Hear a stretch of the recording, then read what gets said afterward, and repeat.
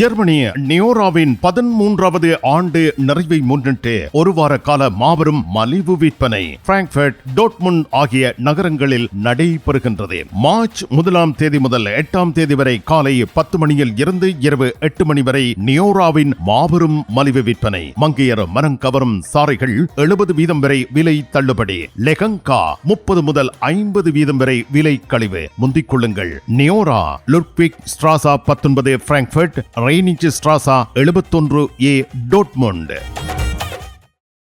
தமிழ் காட்சி ஊடகத்தில் நீங்கள் ஆர்வத்தோடு இணைந்து வருவதற்கு முதலில் எமது நன்றியை தெரிவித்துக் கொள்கின்றோம். உலகின் பல பகுதிகளில் இருந்தும் நீங்கள் இணைந்து எமக்கு ஆதரவு தருவது உற்சாகமூட்டுகிறது.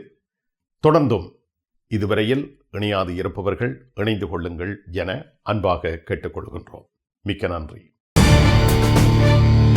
ஜெர்மனி டோர்ட்முண்டில் புதிய பிரமாண்டமான பல்பொருள் அங்காடி இணைவா. மார்ச் 5 முதல் 8ஆம் தேதி வரை குதூகல திறப்பு விழா. இணைய வழியாக வர்த்தக சேவை புரிந்து வரும் இணைவா உங்களை நேரடியாகவும் வரவேற்க ஆரம்பமாகின்றது. இணைவா பல்பொருள் அங்காடி ஜெர்மனியில் அமைந்துள்ள திருவள்ளுவர் சிலையை பார்ப்பதற்கும் உங்கள் இல்லங்களுக்கு தேவையான அத்தனை உணவுப் பொருட்களையும் மிக மலிவு விலையில் பெற்றுக் கொள்வதற்கும் வரவேற்கின்றார்கள். இணைவா பல்பொருள் அங்காடி, டோர்ட்முண்ட்.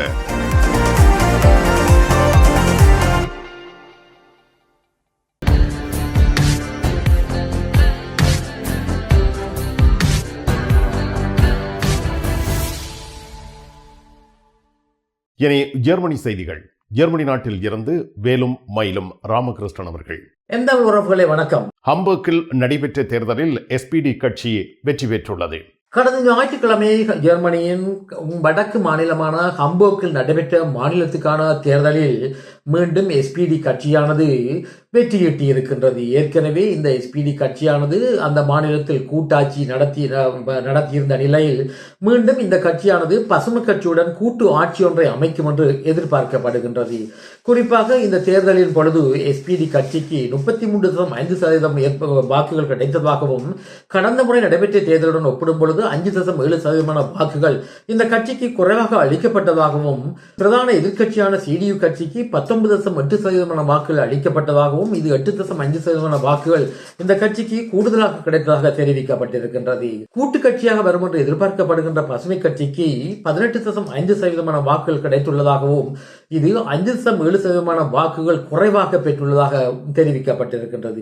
இது எவ்வாறாக இருந்தாலும் மற்ற கட்சிகளுடன் கூட்டு அமைக்கக்கூடிய சூழ்நிலை இல்லாத காரணத்தினால் இந்த இரண்டு கட்சிகளும் தொடர்ந்து ஆட்சியை அமைக்கலாம் என்று எதிர்பார்க்கப்படுகின்றது.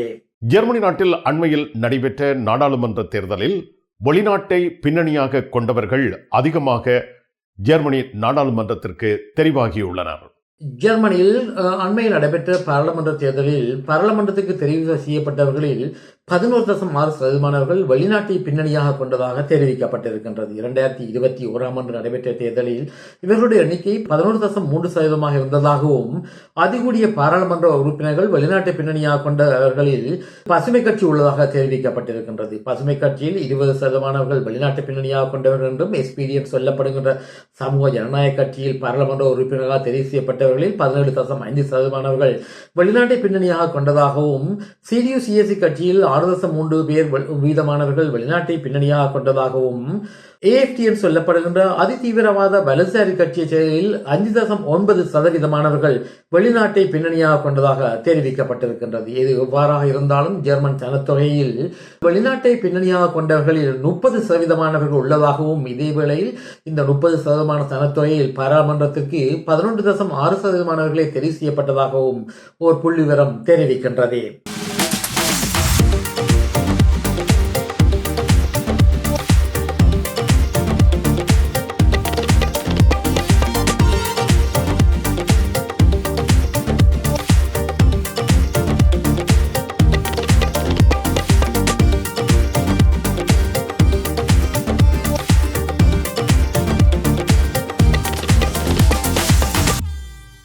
ஆப்கானிஸ்தான் நாட்டை சேர்ந்த சிலர் அகதிகளாக ஜெர்மனி நாட்டிற்கு வந்திருக்கின்றார்கள். நேற்று தினம் ஆப்கானிஸ்தான் நாட்டிலிருந்து 132 ஆப்கானிஸ்தான் நாட்டைச் சேர்ந்தவர்கள் பெர்லின் விமான நிலையத்தை வந்தடைந்ததாக தெரிவிக்கப்பட்டுள்ளது. ஏற்கனவே தலிபான் தீவிரவாதிகள் ஆப்கானிஸ்தானை ஆட்சியை கைப்பற்றிய பிற்பாடு ஜெர்மன் அரசு படைகளுக்கு ஆப்கானிஸ்தானில் உதவி செய்தார்கள் என்ற காரணத்தினால் 40,000 ஆப்கானிஸ்தான் நாட்டைச் சேர்ந்தவர்களை ஜெர்மன் அரசாங்கம் ஜெர்மனிக்கு உள்வாங்குவதற்கு ஒப்புக்கொண்டது. இதுவரை 35,000 பேர் இவ்வாறு ஜெர்மன் நாட்டுக்கு வந்ததாகவும் இவ்வாறு 132 பேர் ஜெர்மன் நாட்டுக்கு வந்துள்ள நிலையில் 25 பேர் ஆப்கானிஸ்தான் நாட்டைச் சேர்ந்தவர்களை ஜெர்மன் நாட்டுக்கு வரவழைக்க முடியாத போய்விட்டதாக தெரிவிக்கப்பட்டிருக்கின்றது. காரணம் என்னவென்றால் இந்த 25 பேரும் பிழையான கடவுச்சீட்டுகளை சமர்ப்பித்த காரணத்தினால் பாதுகாப்பு சோதனைகள் நடத்தப்பட்டு இவ்வையான குறைபாடுகள் கண்டுபிடிக்கப்பட்டதாக தெரிவிக்கப்பட்டிருக்கின்றது. ஜெர்மனி நாட்டில் ஓய்வூதியம் அதிகரிப்பதாக அறிவிக்கப்பட்டுள்ளது. இது பலருக்கு மகிழ்ச்சி தரும் செய்தியாக அமைந்துள்ளது. இப்பொழுது விவரங்களை ஜெர்மனி நாட்டில் இருந்து வழங்குகின்றார் வேலும் மயிலும் ராமகிருஷ்ணன் அவர்கள். ஜெர்மனியில் இந்த ஆண்டு ஓய்வூதியம் பெறுபவர்களுக்கு 3.74% ஓய்வூதியம் உயர்வு ஏற்படலாம் என்று ஜெர்மனியின் தற்போதைய தொழில் அமைச்சரான ஹூபர்டஸ் ஹைல் அவர்கள் தெரிவித்திருக்கின்றார்.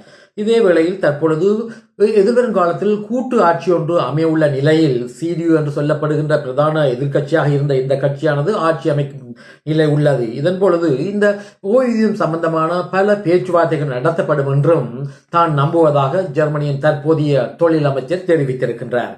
கடந்த ஆண்டு குறிப்பாக ஜெர்மனியில் இந்த ஓய்வூதியத்தின் உயர்வானது 4.57% இருந்ததாகவும், அதாவது பணவீக்கத்தின் அடிப்படையில் இந்த ஓய்வூதிய உயர்வு ஏற்படுவதாகவும் அவர் குறிப்பிட்டிருக்கின்றார். 2023ஆம் ஆண்டு இந்த ஓய்வூதிய உயர்வானது மேற்கு ஜெர்மனியில் 4.39%, கிழக்கு ஜெர்மனியில் 5.86 இருந்ததாகவும், 2022 இந்த ஓய்வூதிய உயர்வானது மேற்கு ஜெர்மனியில் 5.35 இருந்ததாகவும், கிழக்கு ஜெர்மனியில் 6.12 இருந்ததாகவும் அவர் குறிப்பிட்டிருக்கின்றார். டோட்முண்டில் ராஜமுத்திரை SK சில்க்ஸ் பாரடைஸ். உங்களுக்கு பிடித்தமான ஆடைகள் அனைத்தும் மாபெரும் மலிவு விற்பனை. ஒவ்வொரு சனிக்கிழமையும் அதிவிசேட மலிவு விற்பனை. விஜயம் செய்யுங்கள் SK சில்க்ஸ் பாரடைஸ் டோட்முண்ட். இனி உலகச் செய்திகள். அமெரிக்காவுக்கும் ரஷ்யாவுக்கும் இடையே உள்ள நெருக்கங்கள் நெருக்கி வருகின்ற நிலையில் அமெரிக்காவானது உக்ரைனுக்கு வழங்கிய ஆயுத விநியோகத்தை இடைநிறுத்தி வைத்துள்ளதாக தெரிவித்திருக்கின்றது. மேலும் அமெரிக்காவினால் குறிப்பாக CIA உக்ரைனுக்கு வழங்கப்பட்ட உளவு தகவல்களையும் இனிமேல் பரிமாற்றம் செய்வதில்லை என்று அமெரிக்காவுடைய பாதுகாப்பு அமைச்சர் பீட்டர் ஹேகர் தெரிவித்திருக்கின்றார். இந்த அமெரிக்காவுடைய இந்த குறைபாடை நிவர்த்தி செய்வதற்கு பிரான்ஸ் அதிபர் மக்ரோன் அவர்கள் இன்று பிரான்ஸ் நாடானது இந்த உளவு தகவல் பரிமாற்றத்தை மேற்கொள்ள உள்ளதாகவும் குறிப்பிட்டிருக்கின்றார். இது இவ்வாறு இருக்க உக்ரைன் நாட்டு அதிபர் செலன்ஸ்கி அவர்கள் அமெரிக்க அரசாங்கத்துடன் ஒரு ஒப்பந்தத்தை செய்ய உள்ளதாகவும், அதாவது உக்ரைனில் உள்ள கனிம வளங்களை அமெரிக்காவுக்கு வழங்குவதற்கு இந்த ஒப்பந்தம் வழிவகுக்கும் என்றும் தெரிவிக்கப்பட்டிருக்கின்றது. இது எவ்வாறாக இருந்தாலும் தற்பொழுது நிலைமை மிகவும் மோசமாக உள்ள நிலையில் பிரித்தானியாவானது சமாதான ஒப்பந்தம் ஒன்று உக்ரைனில் நடைபெற்ற இதற்கு ஆயுதப்படைகளை அனுப்பி வைப்பதற்கு தயாராக உள்ளதாகவும், ஐரோப்பிய ஒன்றியமானது 30,000க்கு மேற்பட்டவர்களை இந்த சேவையில் ஈடுபடுத்த உள்ளதாகவும் தெரிவிக்கப்பட்டுள்ளது. இலங்கையில் இஸ்லாமிய தீவிரவாதம் தப்பான பதம் என்று இலங்கை முஸ்லிம் காங்கிரசுடைய பாராளுமன்ற உறுப்பினராக நிசாம் காரியப்பர் அவர்கள் இலங்கை பாராளுமன்றத்தில் தெரிவித்திருக்கின்றார். அதாவது கிழக்கில் அடிப்படைவாதம் என்று எம்மீது பழி சுமத்த தீய சக்திகள் முயற்சி செய்வதாகவும், இதை மத அமைப்புகள் மீது இவ்வகையான குற்றச்சாட்டுகளை சுமத்தி தேர்தலுக்கான உத்தியாக இதை பயன்படுத்த அவர்கள் முனைகிறார்கள் என்றும் இவர் குற்றம் சாட்டியிருக்கின்றார். மிக்க நன்றி வேலும் மயிலும் ராமகிருஷ்ணன் அவர்களே. மீண்டும் சந்திப்போம். வணக்கம். அதெல்லாம் இருக்கட்டுமாப்பா, வீட்டு டிடி பாக்ஸ் இருக்கோ? என்ன இல்லையோ? எனக்கு விசாக்கு முதல் டிடி பாக்ஸ் இருக்கும். இல்ல சரி, ஓகே பாய். நைட் எடுக்கிறேன் என்ன? சரியா இங்க என்னடா வாங்கி விற்கிறாராம். என்ன இப்போ உலகம் டிடி பாக்ஸ் எல்லாம் இருந்திருக்கு? இல்லை, அவர் என்னன்னு சொன்னா ஃபுட் சிட்டி வச்சுக்கிறாரு தானே, இப்போ கொஞ்சம் பிஸியா இருப்பார். அவர் வீட்டை டிவியும் பாக்குறீங்கள, அப்ப இப்ப நான் போறேன் தானே, இப்ப வாங்கி விற்பேன். மறந்துடாதீங்க, நீங்களும் வீட்டுல டிடி பாக்ஸ் வாங்கி வைங்க. தமிழ் தொலைக்காட்சிகளின் நிகழ்ச்சிகளை தங்கள் இல்லங்களுக்கு எடுத்து வருவதில் முன்னணி வகிப்பது டிடி பாக்ஸ். நீங்கள் விரும்பும் தொலைக்காட்சி நிகழ்ச்சிகளை இலகுவாக பார்த்து மகிழ டிடி பாக்ஸ். விவரங்களுக்கு 0049 1630 00 78 00.